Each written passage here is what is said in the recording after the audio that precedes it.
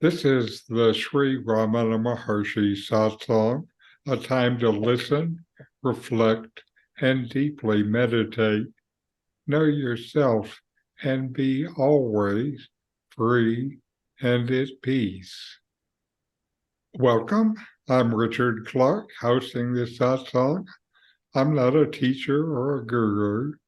I just love this teaching, so I want to share it.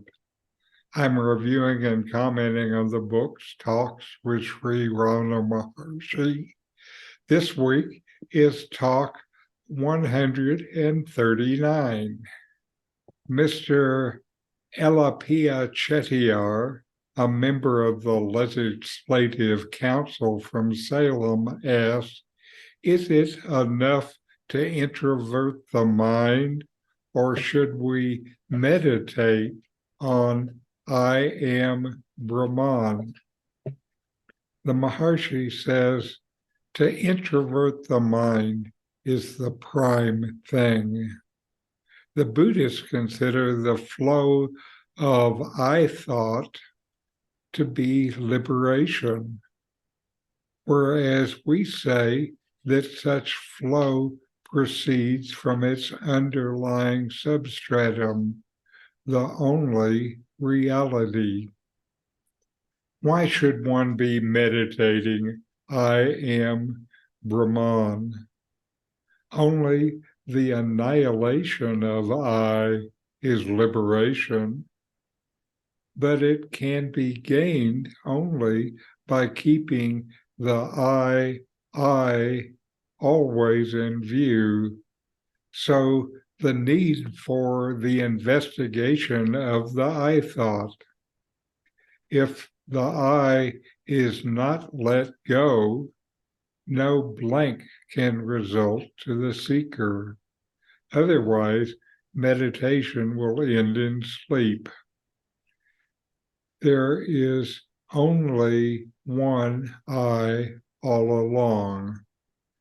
But what arises up from time to time is the mistaken I thought, whereas the intuitive I always remains self-shining, that is, even before it becomes manifest.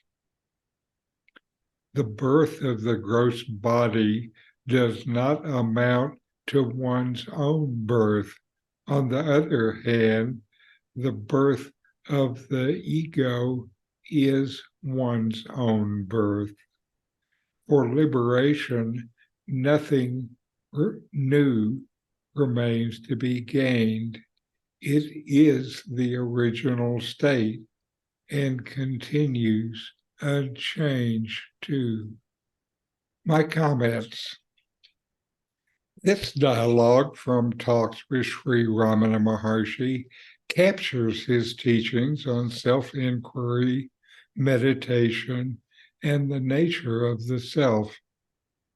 Let's break down the key points of this dialogue. First is introversion of mind. Ramana Maharshi emphasizes the importance of introverting the mind. This means turning your attention inward and investigating the nature of your sense of identity, what you think is yourself, rather than focusing on external distractions. A Buddhist perspective. In Buddhism, the notion of I or the self is seen as that which gives rise to suffering. Buddhists teach that realizing the impermanent and interconnected nature of all phenomena, including this self, leads to liberation from suffering. The flow of I thought here refers to the continuous stream of self-referential thoughts that create a sense of individuality. Ramana tells us that the flow of I thought rather arises from a deeper substratum. He refers to this substratum as the only reality, indicating the ultimate and unchanging source of all existence. The I thought is a manifestation of this underlying reality rather than an illusion that needs to be dissolved. Rather, the thought, I am a body, must be dissolved. The I am Brahman meditation. The questioner asks about meditating on the affirmation, I am Brahman, which is a way of affirming one's identity with the ultimate reality. Ramana responds that while meditation on such a concept is beneficial, it's more important to understand the source of the I, that the I thought rises from the underlying reality, which is the only true existence. Questioning and investigating the rise of the I brings deep self-knowledge. Affirming the I is not needed since you're already this I. Annihilation of the I for liberation. Ramana emphasizes that true liberation comes from the annihilation of the egoic I thought. Liberation is achieved by constantly keeping the attention on the source of the I thought, I, and investigating its nature. He explains that the investigation of the I thought is crucial for attaining liberation. Simply meditating on concepts without addressing the fundamental I thought won't lead to the desired result. Without letting go of the I thought, meditation leads to a state of calmness, but not self-realization. Ramana distinguishes between the mistaken I thought that arises intermittently and the directly, intuitively known I that is always present as the self, as yourself. He explains that this directly known I is self-shining and exists even before it becomes manifest in a body.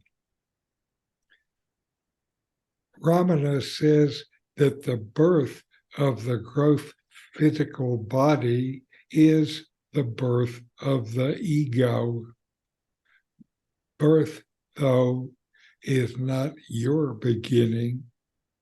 You are actually beginningless.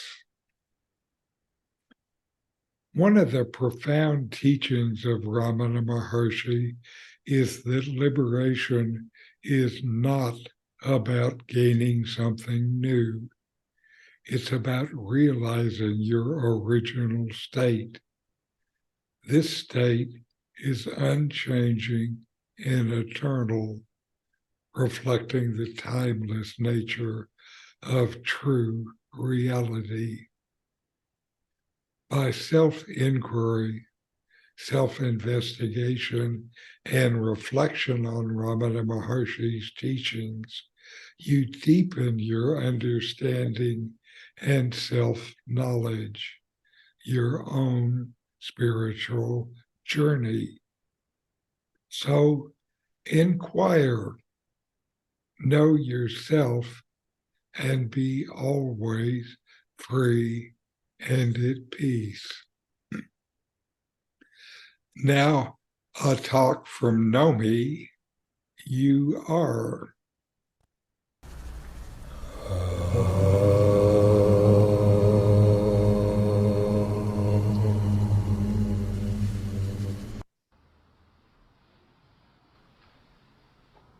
You are not the body.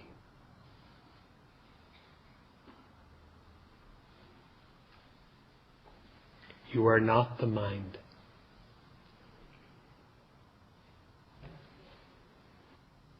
And you are not the ego.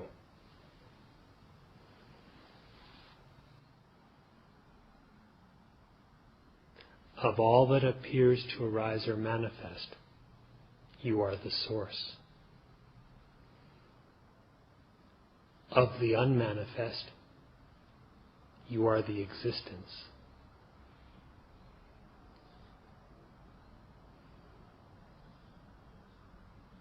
Of all that is known, you are the consciousness, which is knowledge itself.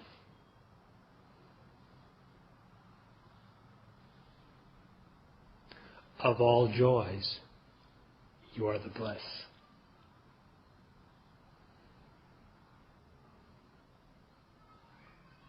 In all perceiving, you are the knowing, which is consciousness, knowledge itself.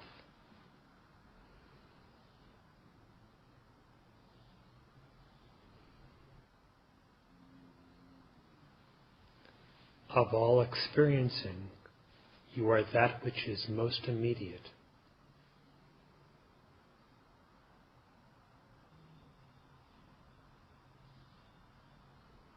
Among all things, you are that which is all-pervading, yet utterly transcendent.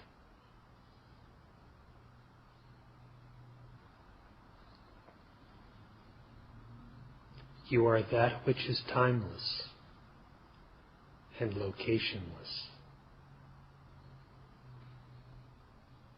You are that which is never born and which never perishes.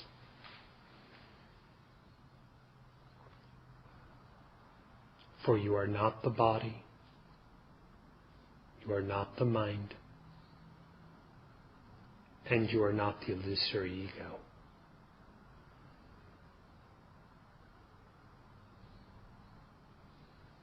You cannot be perceived. You can never be conceived.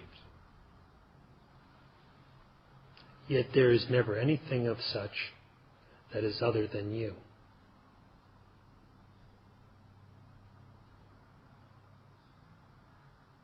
You are simply the indivisible reality.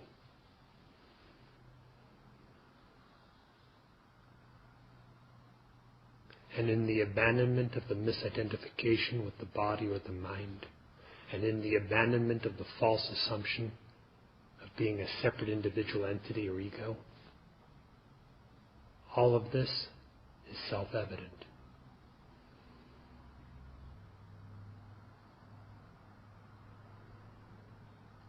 Of all that is said and thought, of all that is taught and learned, you are the silence.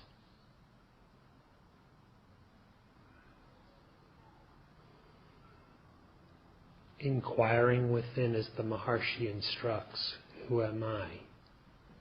You know yourself. When you know yourself, the essence revealed even by the Vedas is you yourself.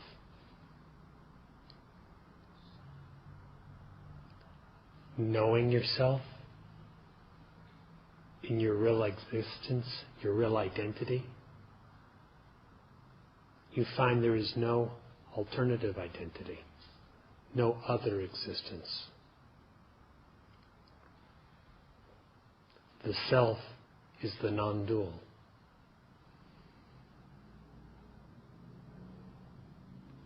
So then, knowing yourself is knowing reality. Reality knows itself.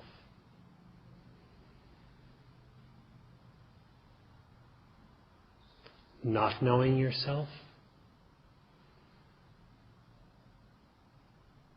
is the unreal imagining the unreal.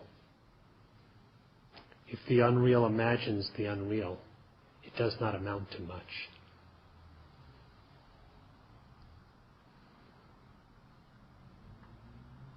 Knowledge of the soul existent self is liberation from the imagined bondage.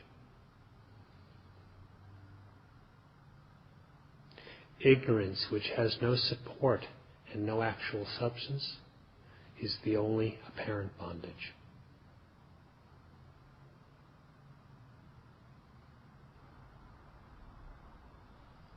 Therefore, the way to eliminate the imagined or apparent bondage is simply knowledge of yourself. For you are not the body, not the mind, and most certainly not the ego.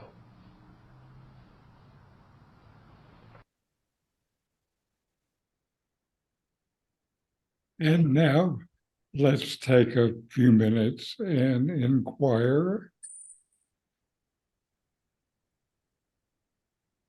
Notice that you exist, and you know that you exist. You don't have to think about it. You don't have to sense it. You just know. Now inquire, investigate within yourself. What's the difference between the mistaken I thought and the true I?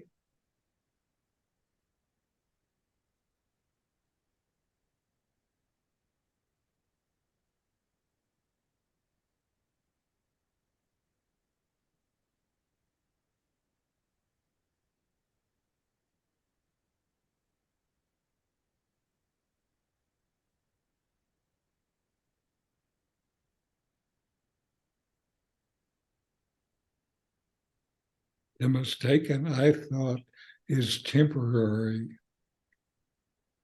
Is the true I temporary?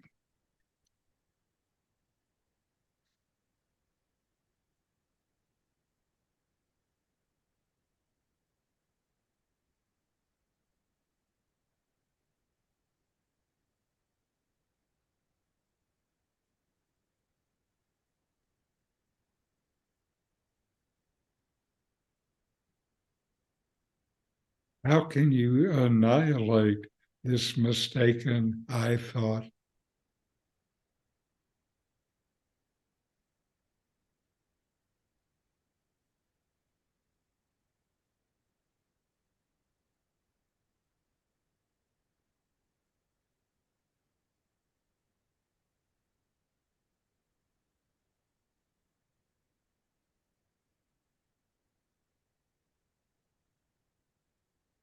What happens when you discover it was never real to begin with?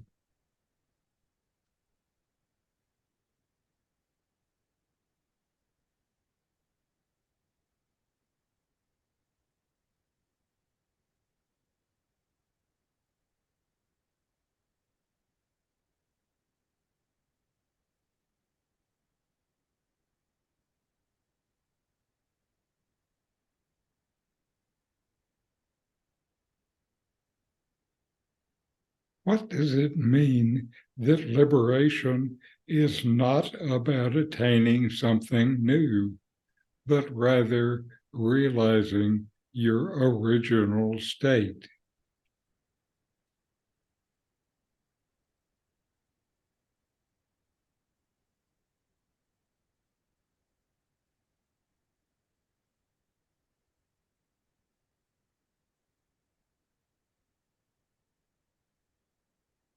How does this view reshape your understanding of the spiritual journey.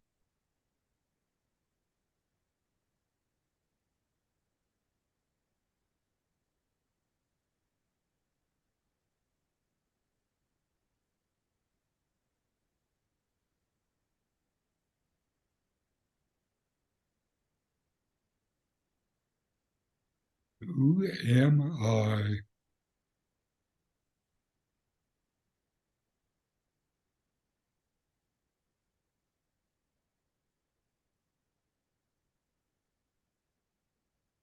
Where does this sense of I come from?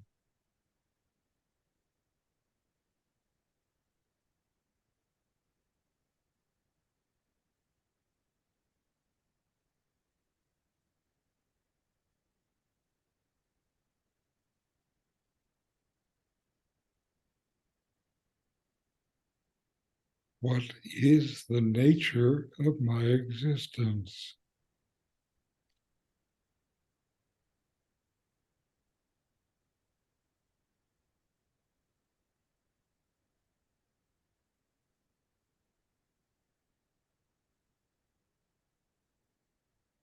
What exists all the time?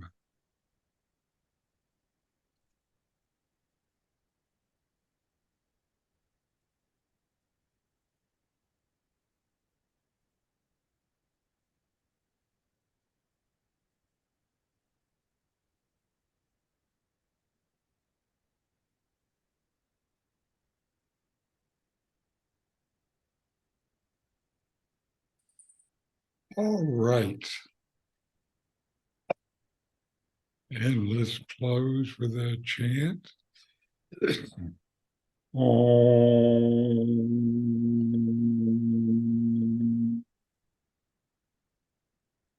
Shanti, Shanti, Shanti. Om. Peace, peace, peace.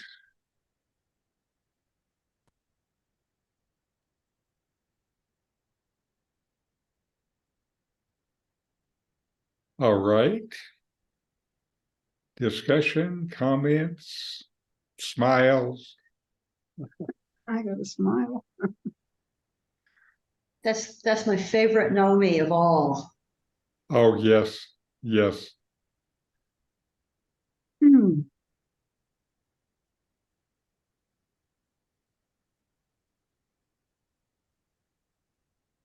Well, I like the beginning is in your commentary that to constantly meditate, I am Brahman. It's only useful once. Once you are convinced that you are, and then I have to really let go of that. Yeah. Right. Stay with myself, because that I can tell myself that as Ribu tries to 1,000 times. Right. It's not Right. gonna change anything. It's like, yes, I know that, but Yes. so anyway. Nome said again and again that it's a matter of identity. Yeah. Certainly is. I think in that verse that you read, Ramana talks about the best thing is to keep the mind in. Yes. Enter with In. the mind. And I guess with the grace of Ramana and keeping the mind in, with a lot of grace, could be the end of the I thought. Mm-hmm. Yes, yes. And the difference between the I thought and the I is that the I thought is what arises and you're looking out at the world. And the I, eternal, infinite, doesn't move awareness. It never rises. It just Right. is. Right. Big difference. Yes, enormous difference. Mm-hmm. And somehow, though, when our I thought attaches to this, that, and the other thing, we think we prefer that to peace. Right. And peace is always there.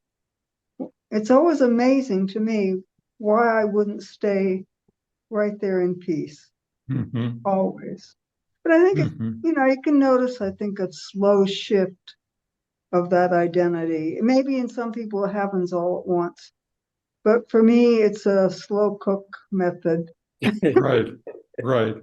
Well, we know Nome and Ramana had it all at once.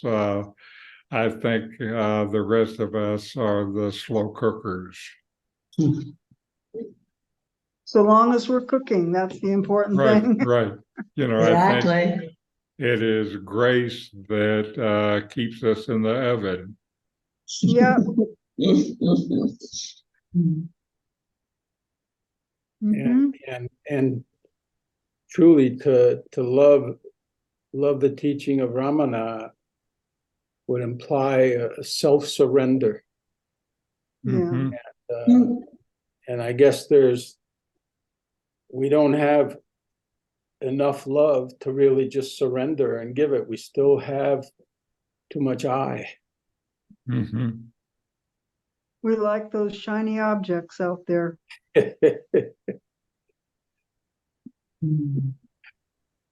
Well, it's hard, I think, particularly for Westerners, but I think also for Indians as well, to give up this sense of mine.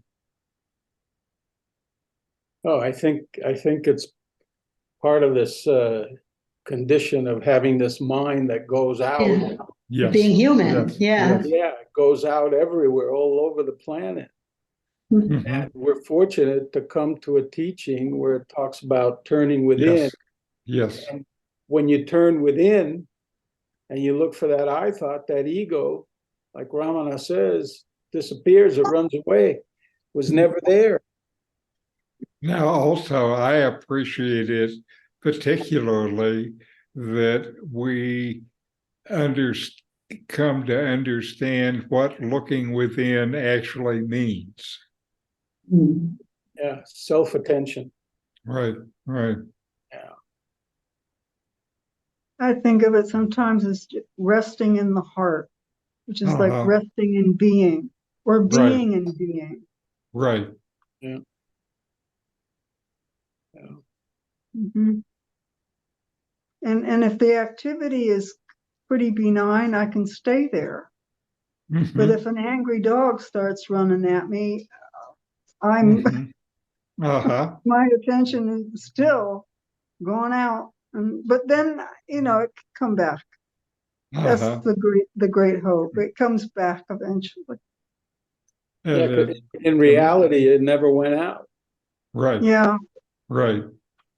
The thing I remember is Ramana, when asked about having the biopsy surgery done in his arm, said, the body had pain. Am I the body? Yeah.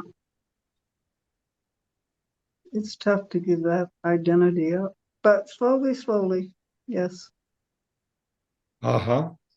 That was a great talk to bring up today, Richard.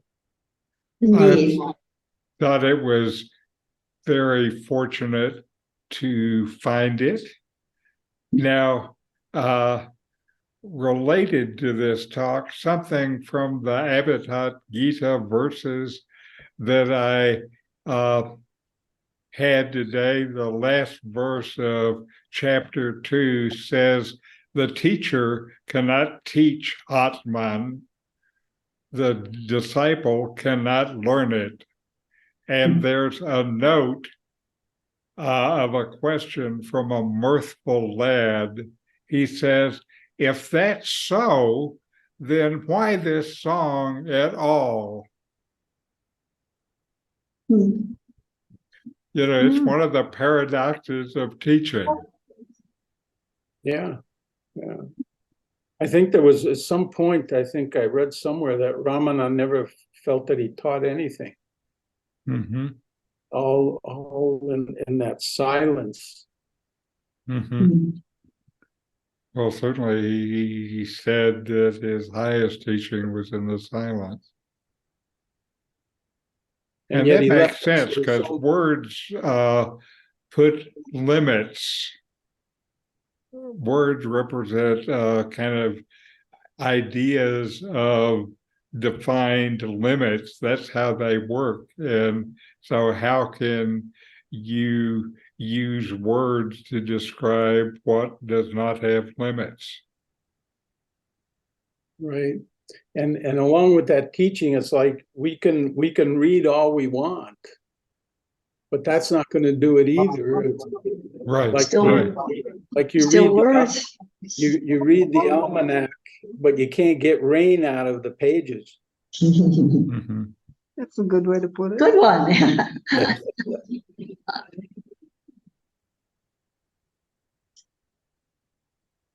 Anyway, it was another good session today, I think. And thank you for coming together for this common search for reality.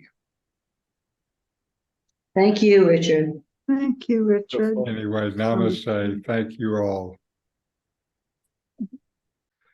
These videos help bring Ramana Maharshi's teachings into your direct experience. Subscribe now